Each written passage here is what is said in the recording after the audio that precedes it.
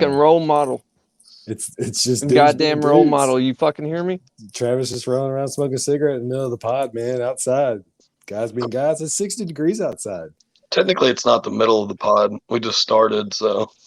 But he will be smoking in the middle of the pod. It is the Guys MMA podcast.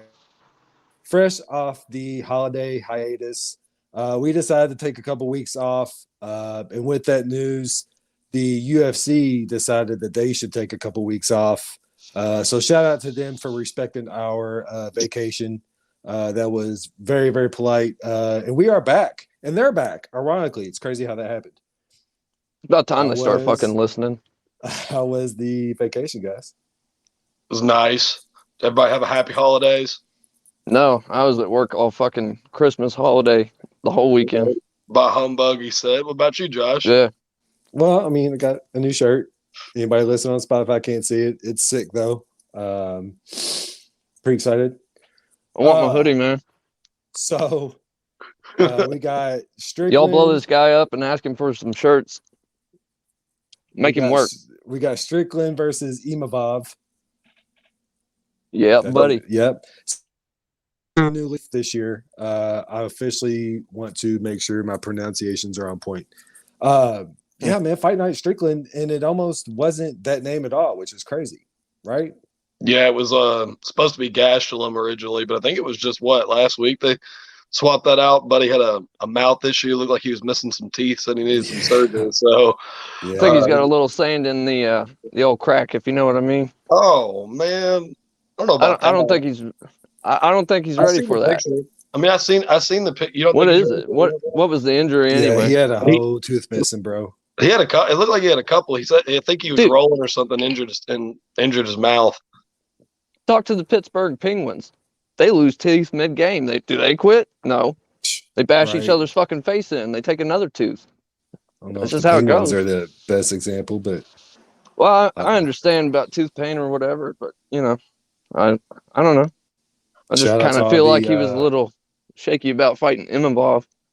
Nasruddin's a beast. Shout out to all the Germans in the podcast right now who have bad teeth. All right, so we're going to get the news, and then we're going to talk about the fights. A little bit different format. For me, too, I'm starting a whole new format, reading everything off the computer instead of paper because we are going green on this podcast. That's right. So going green. The elephant in the room, the news we cannot avoid, the biggest news coming out of UFC. I personally learned about it when Dave Portnoy went on Rogan. And it's one of those situations where you'll remember where you was at when you hear the news. So you obviously, it's a touchy subject. Nobody wants to talk about anybody's family. There's situations that we shouldn't speak on and can't speak on. But it's when it's directly affecting us is when you got to talk about it. And it's in the sport that we're talking about. Molly got engaged. Woohoo! Molly McCann. Yeah. I about halfway through that, I saw where you were going. Sorry to hear about that, Josh. We know that you were barking up that tree, but you know what they say? Never seen a ring cover up a hole before, so. Whoa. Shots fired. New fiance. Welcome to the podcast. Sleepy is here. Oh, and for everybody who is not part of our group chat, which would be anybody else but us. Preston is officially nicknamed Sleepy. Through our snap, tap, and nap segments, he is typically napping. Whenever I text him, he's typically napping. So he is officially sleepy. Got a healthy sleep schedule. It's any time that I can, I'm sleeping. I mean, I'm not mad at it. But yeah, so when I refer to him as sleepy and you see it as Preston on the screen, I just want everybody to know that I'm not talking about Travis. The second biggest news coming out of the UFC. And let me show you why. Shout out to Mountain Dew. Mountain Dew amp sponsorship. I love you. Pumping love me back every time. All right, second biggest news coming out of the UFC does not involve the UFC at all. Jake Paul, PFL. He is officially a signed fighter. Travis, how do you feel? Pussy Fight League. Pass. Oh. I'm waiting for results first. We'll see how the first fight goes. And then kudos to him for actually going to MMA. You know, that takes a lot of stones to come from your comfort zone of beating old dudes. And well, there's been rumors swirling that it's not even exactly an MMA contract that he signed, and that it's more of a promotional thing. I guarantee it. So who's the even? That thing's so new. Who's the even gonna know what's gonna happen? Is he even gonna fight an MMA fight? Is he gonna fight somebody with a name? Is he going to fight on the lower levels? I mean, so there's a lot yet to be determined on that. But it'll be interesting to see where he goes with that. I know Travis is a part of the Jake Paul hate club, right? You know, right. maybe even captain of the club. I try to take a more neutral stance where, honestly, I'm not rooting against the guy, but from what we've seen, there's not a lot that gets me excited. The whole YouTuber fight thing has kind of lost its lust now that every YouTuber that can and every TikTok star that can is getting a boxing match.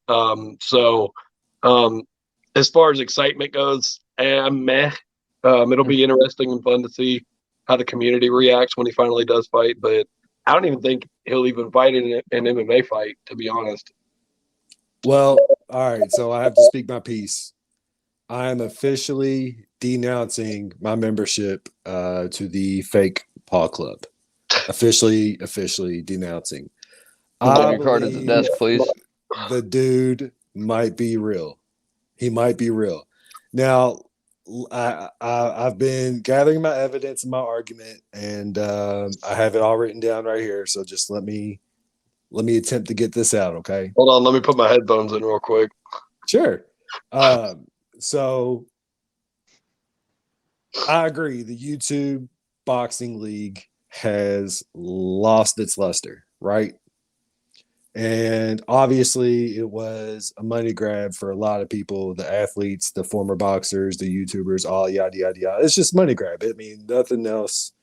Tattoo opportunities for some. So, right. So what happens if hypothetically Jake Paul was like, I like working out, I can go train and fight, make a money grab, and feel like a badass? Again, that situation has lost its luster, right? So he starts training, fighting, and realize maybe he can actually fight. And maybe he's kind of shown it. Maybe he is pretty ripped. He is a pretty big dude.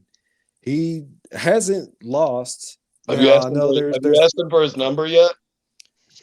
I asked him to come on the show, and here he is. No, so oh God, what I'm saying is this is gonna be a harder sell for Travis. So I'm saying this to Travis first. What I'm saying is scrub away YouTuber Jake Paul, because I think saying YouTube in front of it adds an element of softness to his name, right? You scrub that away, and all of a sudden you have a kid boxing Anderson Silva. Just say that sentence without saying YouTube Jake Paul did a money grab boxing fight against an old retired Anderson Silva. Take all that away and say we have a 20-some-year-old Jake Paul fighting Anderson Silva, and Anderson's not in the wheelchair, bro. Like, he looked good. Like, it's not like he was like, oh, decrepit, couldn't move, barely step. He's obviously taking something. He's on trend test, whatever. I mean, you know what I mean? Like, it's not like they're drug testing an exhibition match. Can I sell you on he might be real, Travis? Nope. Like I said, results deliver my loyalty. Understandably, what I'm asking is, if you take away that title, is it more believable that he might be real? Does he have a strong right hand? For sure. But at that weight, you should most certainly have that kind of weight behind that punch. But Not to take anything away from him. Like I said, kudos for him to even do an exhibition in MMA. Floyd Mayweather didn't put his money where his mouth was. This kid is. Truth. You know what I'm saying? Said, he did offer a home and home with Nate Diaz. Now, if that goes through or whatever, it also could still be a whole money grab. But Nate Diaz gets in the ring, boxes with Jake. Jake signs the contract. He has to hop in the octagon and fight. Do you have any problems with that, Preston? Do you see any reason that Nate shouldn't take that deal? No, I mean, because the thing about the problem now lies in the fact that what does that contract with PFL look like? Does he have the freedom to even do like a boxing match anymore? I mean, honestly, I think the PFL deal doesn't work well for what Jake Paul is trying to do. If he's trying to get those quick cash grab money fights, then an MMA league's probably not the place to do that. Yeah. Depending on what the structure of that, I'm sure, he's a good business guy. I'm sure he didn't sign anything that at the end of the day would ultimately lose him money. But for as far as an MMA match goes, I think Nate Diaz might be just a bit of a tough outing for your first, foray for an actual fight. Right. MMA. Yeah. So, as far as what Nate stands to gain from that, I think Nate would prefer to have a boxing match, because that's the whole reason he left the UFC in the first place, was he wanted the freedom and the ability to go take maybe some of these YouTube stars in a boxing match and whatnot, make a quick payday, and whatnot. But I mean, I don't see Nate signing into a deal with PFL just to fight Jake Paul. So a lot of that's going to depend on what the structure of that deal looks like. I'm not a tort lawyer over here. I'm not a guy that can break down contracts and be like, well, he can and can't do this and blah, blah, blah. But I think that PFL deal has kind of backed him into a corner where he's going to have to fight somebody within PFL's roster. And there's not a lot of big names that they have. I mean, they've got Pettis, a few other guys, but as far as like drawing a big crowd in, they don't have quite the standing the UFC does. Not even close. Which, like I said, I don't see Nate Diaz burning the bridge with the UFC and signing with PFL for even one deal, because I think that hurts him if he wants to come back to the UFC, which he stated before he retired or got out of his contract, whatnot, that he did want to come back and then take on whoever was holding the belt, whatever. But does this hurt him in the long run? I don't know. Nate Diaz has absorbed a lot of damage over all of his fights. Any fight that you watch, that dude instantly, you touch his face, he busts up. So it's not really saying much if he was to get a doctor stoppage as far as like cuts go. Oh yeah, if he got beat up and didn't if he just touches his face, fight, yeah, they'd have to go. They'd have to fight somewhere where the doctors aren't so quick to call a fight. Saudi Arabia is calling. We need to call that one ref back from 267, that Russian dude that they fired mid-fight. That was that one crazy fight. Saint and Santos. Santos. Either way, like, the dude was like knocked out. Digging deep. So with a ref like that, I mean, sure, but any other ref with a good eye is going to just do the same thing they always do. They stop it every time. Yeah. And they come in like 4 or 5 times, giving the other guy a chance to get his win back, because Nate's game is draining your gas tank. So if he can't just keep grinding it out and keeps getting interrupted and stuff like that, I don't think he wins that fight. Unless he's on his back. Yeah, we're not talking about winning or losing or anything. Is would it be worth Nate's time to take the contract? Well, that's what I'm saying. Like, why are you going to take the damage if it's not going to really gain you anything but clout? Well, my offer still stands. If Jake Paul wants to fight me, I'll do it for cheaper than Nate will. All right, let's dive into Fight Night, man. We're back. MMA's back, UFC's back. Thank you guys for taking a pause for the past couple of weeks while we spent time with our families. Leading off, Umar versus Barcelos. Just real quick, Umar is minus 900. I saw it at one point. He was like minus 300, minus 330. I mean, I get he's Khabib's cousin. I get I don't give a shit about none of that. But I'll explain my point here in a minute. But hey, no, you got the floor. Go ahead. Go for it. Dude, to say that Raoni Barcelos is that big of an underdog, that's no fucking way. That dude has the chin of granite. I mean, he got busted up and he came back with that beautiful stoppage. Dude's got heart. Not only that, he's a heavy-handed and very good grappler. Like, outside of a wrestling match with Nurmagomedov, obviously, he probably does possess that skill set, being cousins with Khabib. But I don't know, man. I like Barcelos in this fight. You like him? Wow. Okay. I really do like him. I think. Hey, minus 900 is a lot, man. That's a lot. It's worth the $20 investment. 10 fights. That's a lot. A $20 investment. Yeah, that could be real nice. Little chunk of change for you. Yeah, that's what I'm saying. Like if having to invest $9 to win $1 is a lot. You know what I mean? Where you're getting, I think, was it 6-1, Preston? I'm sure you already know, right? On what? On Barcelos. He's plus 5, plus 6. I imagine with Umar being minus 9, he's got to be at least plus 5. So yeah, you're getting a $50 return right there. I like it. What do you think? What do you think, Preston? I know how you feel about them. I don't share quite as much confidence as Travis does, but I do think that the fight, and barring any sort of background information that we're not aware of, I mean, obviously with the James Krause situation, anytime you see weird line movement in MMA, take it easy. But I will say, Roni's definitely a talented fighter. Definitely, he's got a lot of power for that weight class. He's definitely got heavy hands. The thing about Umar is he does have the last name Nurmagomedov, so it's not, out of character to say that he's probably got really good grappling and really good wrestling and stuff like that. But believe it or not, he's actually known for being a really good kickboxer.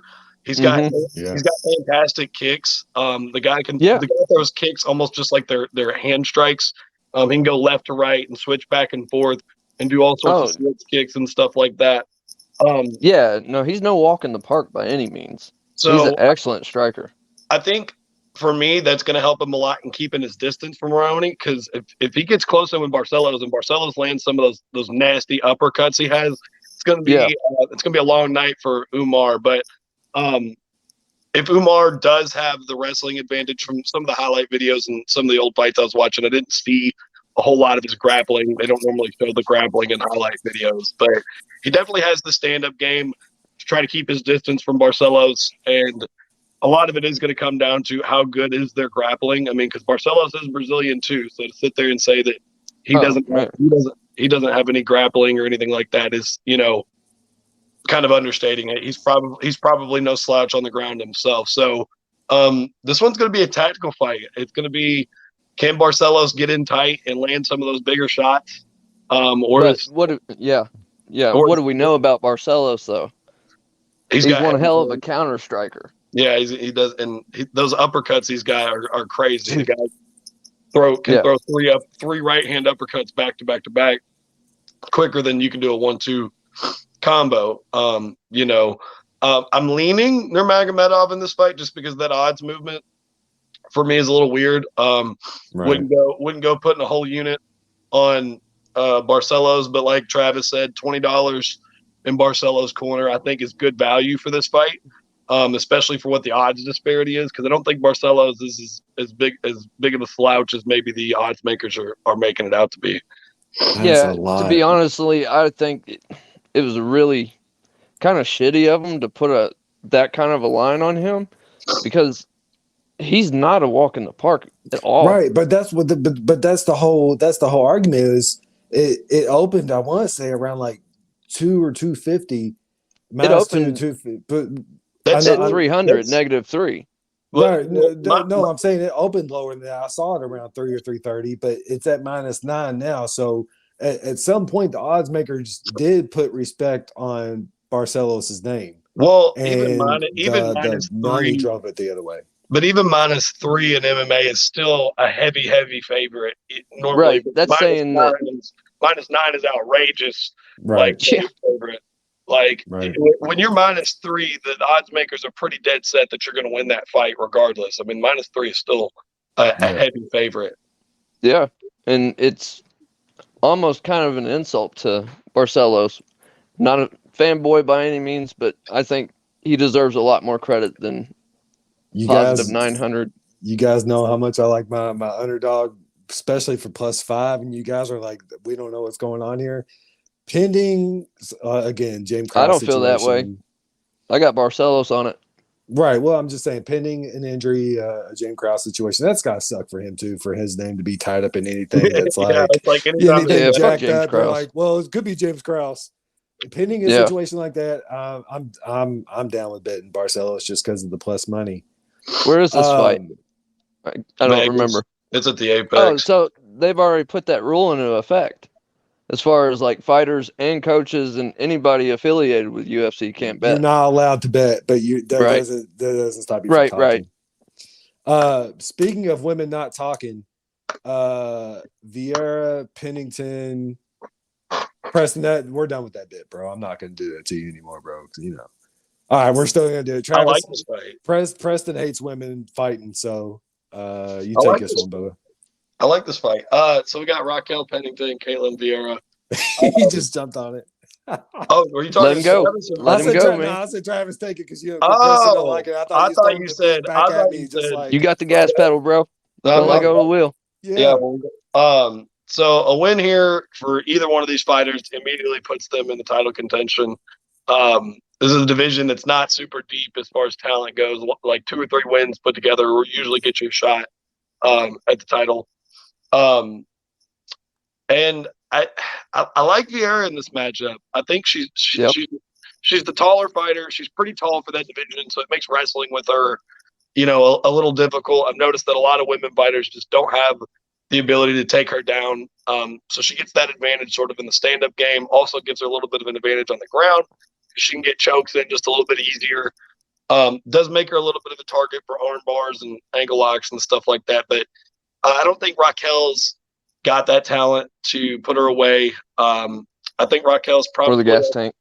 Yeah. Oh, yeah. And I think Raquel's probably on the backside of her career rather than the front side.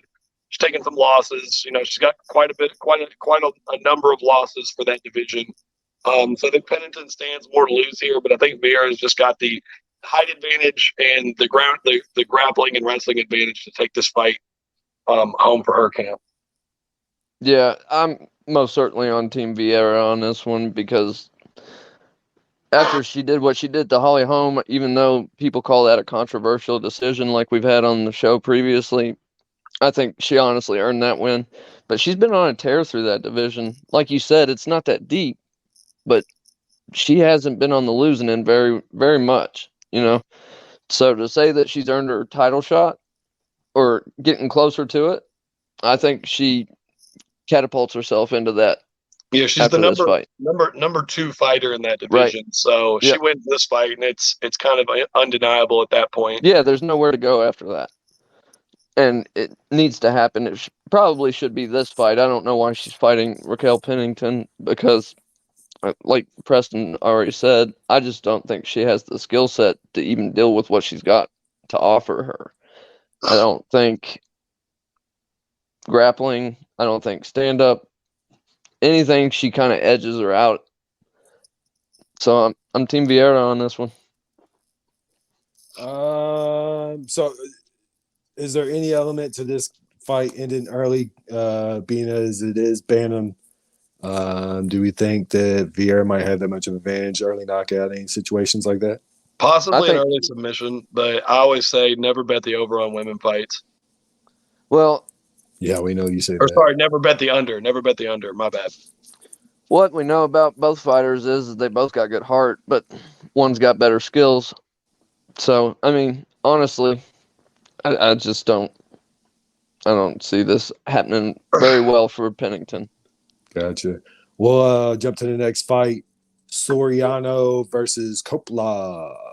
Oh, I'm so stoked on this fight. If you don't know who Kopylov is, you better do some research. This kid's got some nice body work, headshots. He's an excellent grappler.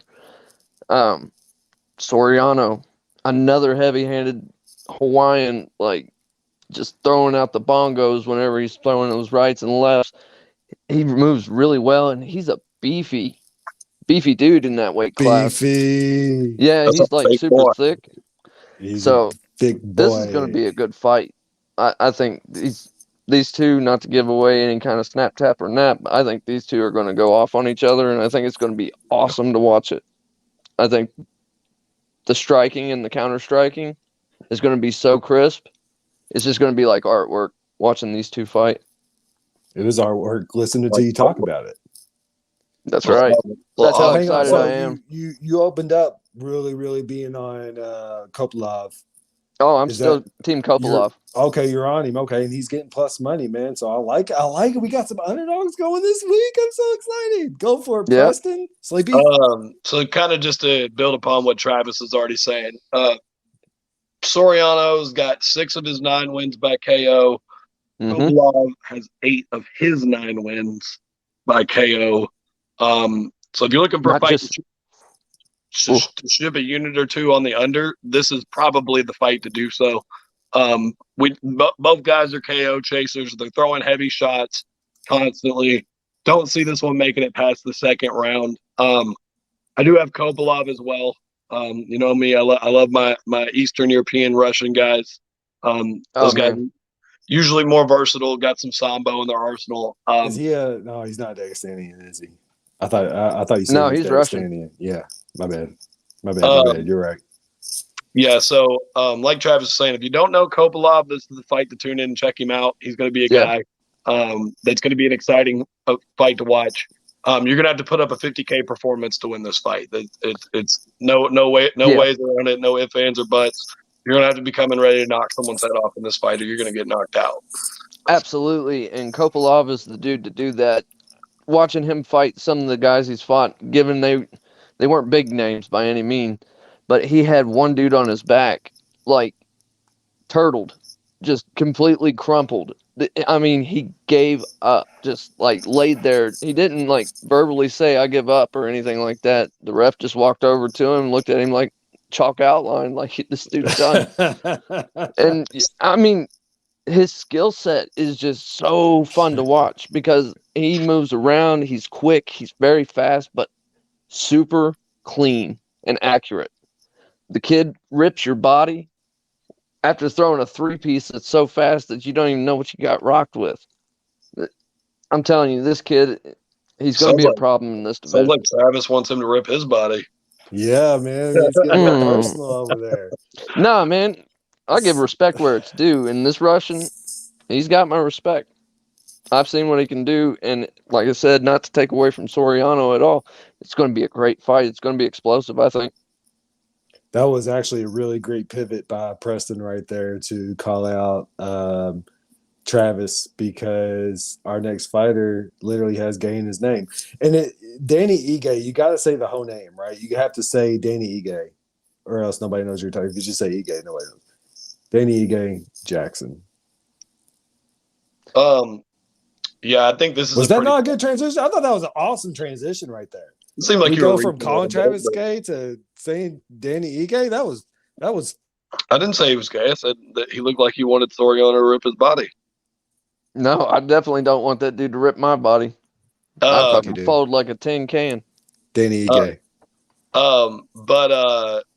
Anyways, I think this is going to be a pretty cut and dry fight. As much as I do like Dannny Ige, as much as he's a crowd pleaser and whatnot, he's only won 1 out of his last 5 fights. It's a must-win situation for him. I think it was his last 5. I think I saw that he's on a 3-fight skid. Regardless, Dan's got good power in his hands. You know he's going to bring a good scrap. However, his opponent, Damon Jackson, has 15 of his 22 wins by submission. So Dan better have worked on his takedown defense for this camp, because if not, it's going to be a quick night. And that's just the way that I have the fight going, is Damon by submission. Dannny is one of his last 5. He has won one. He's on a 3-fight losing streak and has won one out of his last 5. But prior to that, though, he's on a nice little streak. But that was early 20s. Yeah, but look at the last 3. Who's the last 3 that he lost to, though? He did lose to some guys. Yeah, Josh Emmett, Chan Sung, Jung, and Evolve. Y'all did that on purpose because y'all knew I wasn't gonna be able to say the name. Nah, man, it ain't even about the pronunciation part of it. Evolov,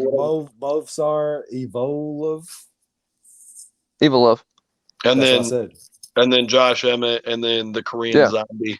So those are guys. But I think this is kind of just a gatekeeping match for Damon. I think they want to put Damon up in the rankings a little bit, so they're feeding Dannny Ige to the Lions Den. Ooh, I think this is a pivotal fight for Ige. Like, he's hanging on by a thread at this point, and it's not taken away from him. I mean, he's a little powerhouse, dude. He's a pretty short guy, but his arms, I don't know. He's like an orangutan, I guess. There's nothing wrong with being short. No, being short's awesome. Yeah, they say 5'8" is the new 6 foot. I'm 6'1", and I can tell you that it is not. Now, if Ige lands those short little T-Rex hooks on him, I think Jackson's got a problem. But if he's smart, he stays on the outside, uses his long arms, and keeps him at bay with his jab. You all right over there? Yeah, I don't know if you do it on purpose or whatnot, but your non-ironic just commentary. Bro, it was the T-Rex arms for me, for sure. right after. I can't help it, man. It comes natural. Like, about the height being a thing, he said, "Yeah, he's got T-Rex arms."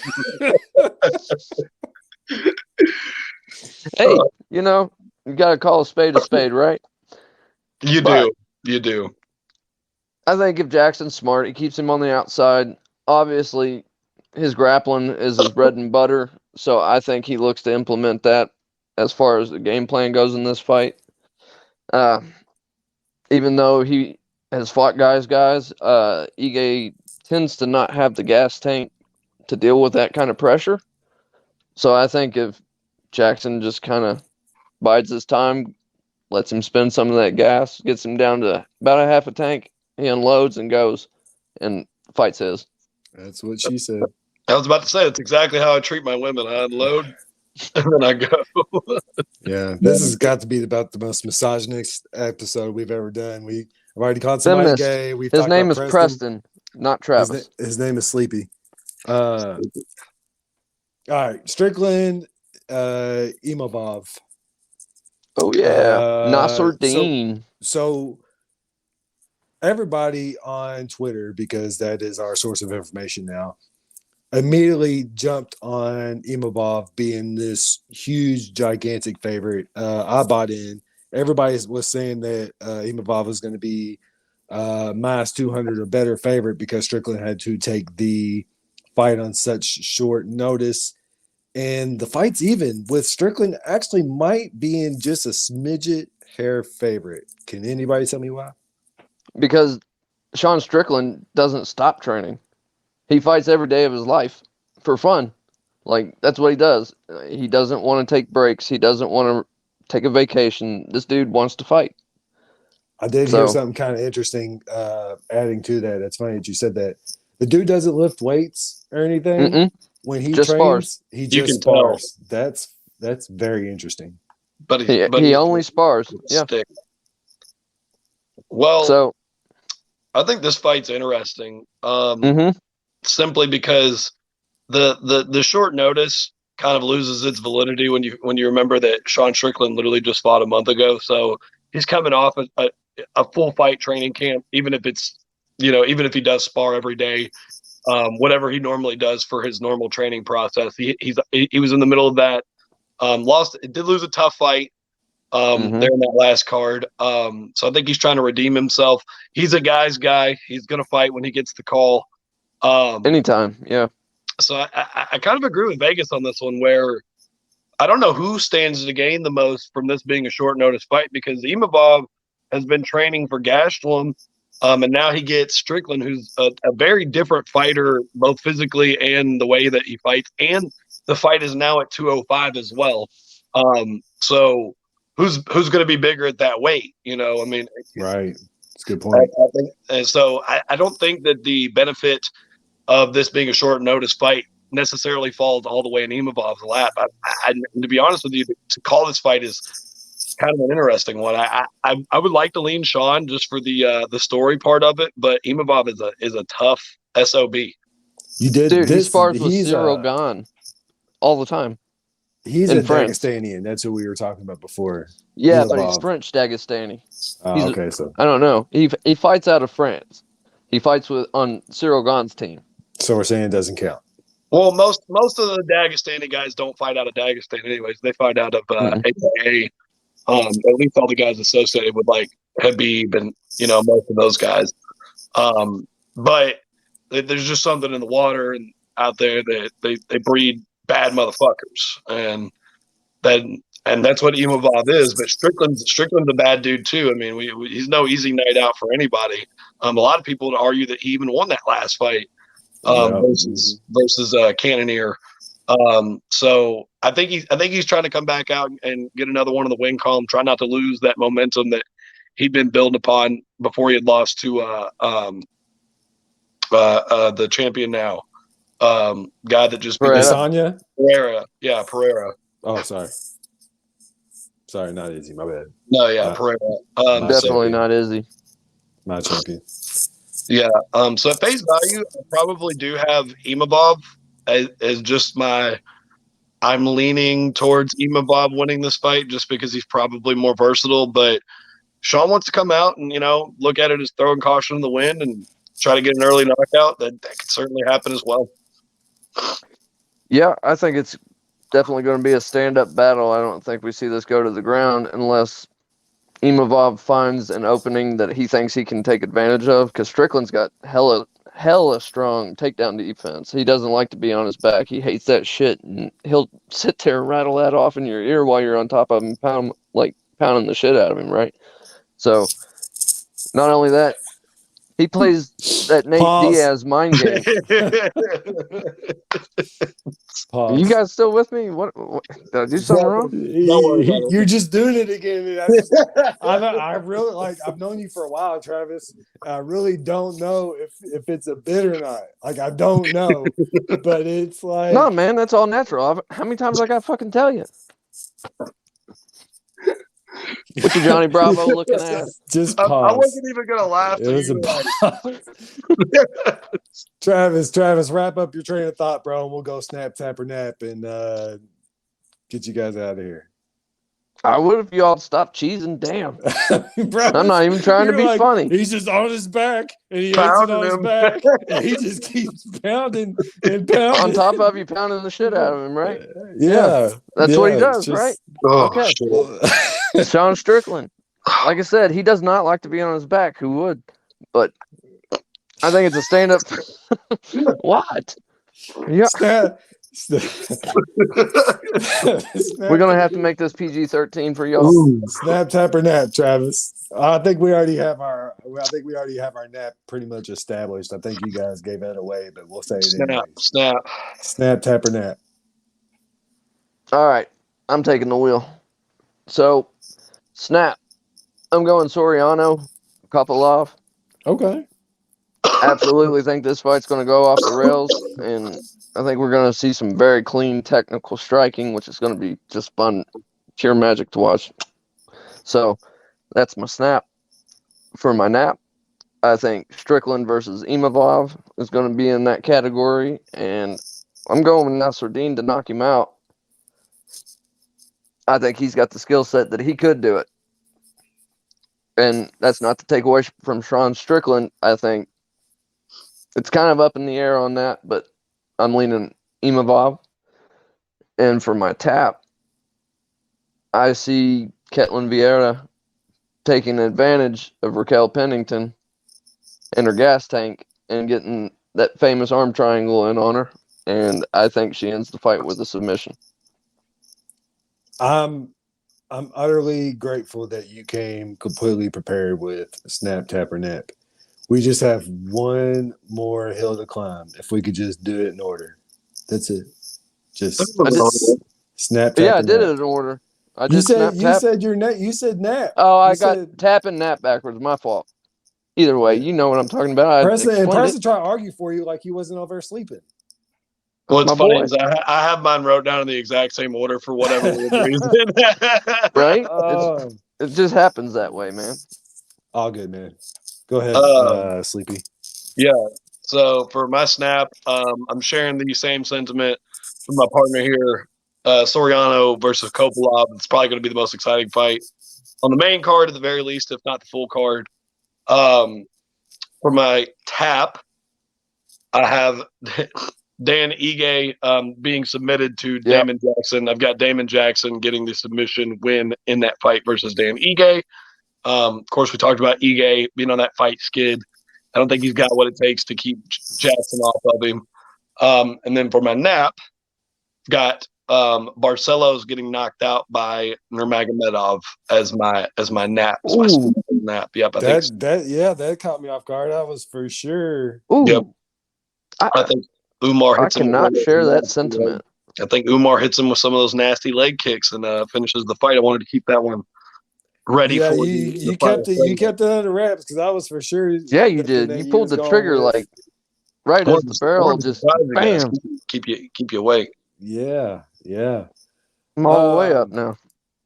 40 minutes, guys, and we didn't even recap the last show, but there was some fun news to talk about, man, with my newly renounced leaving of the Jake Paul hate club, my broken heart, and you gotta leave families alone, man. You can't just air out people's business. Let them handle stuff internally. Me and Molly will sort it out. Other than that, guys, it's a good talk. Travis with the T-Rex arms that's getting clipped. Hey, man, I don't have T-Rex arms. It's not my fault. Dannny Ige is like a little oompa loompa muck. Also, Brazilian motherfucker. Also, the whole clip might get where Preston's like, I think 5'8's the new 6 foot. That was pretty good too. That was a good joke. I've been working my whole life to be 6 foot, not for you to take away 4 inches from me, bro. That's what she said. 4 inches is enough.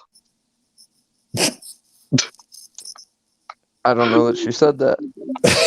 It is the Guys MMA podcast. Appreciate you guys liking, subscribing, watching, talking, listening. See you guys. Thanks. See you next week. Boo.